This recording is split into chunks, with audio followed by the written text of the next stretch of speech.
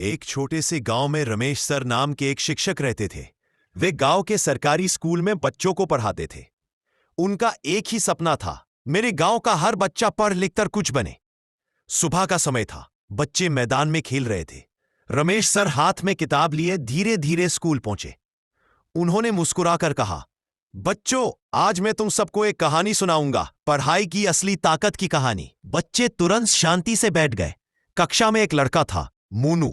वे हमेशा कहता था, सर पढ़ाई से क्या होता है, मेरे पापा तो बिना पढ़े भी दुकान चलाते हैं। रमेश सर मुस्कुराए और बोले, अच्छा मोनू, आज तुम मेरी मदद करना। चलो एक छोटा सा खेल खेलते हैं।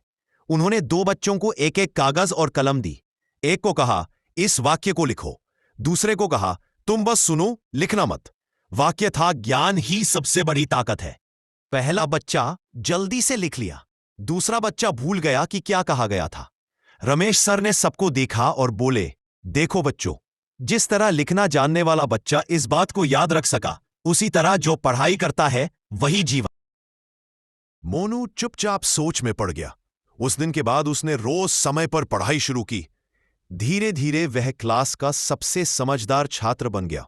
रमेश सर खुश होकर बोले, मुझे तुम पर गर्व है मोनू। जब इंसान शिक्षा को समझ लेता है तभी असली बदलाव शुरू होता है। कई साल बाद वही मोनू एक अफसर बन गया। वह अपने गांव लौटकर स्कूल में बच्चों से बोला, अगर उस दिन रमेश सर ने मुझे पढ़ाई का महत्व ना बताया होता तो शायद मैं यहां तक कभी नहीं पहुंच पाता। रमेश सर की आंखों में आंसू थे, पर वो आंसू खुशी और गर्व के थे।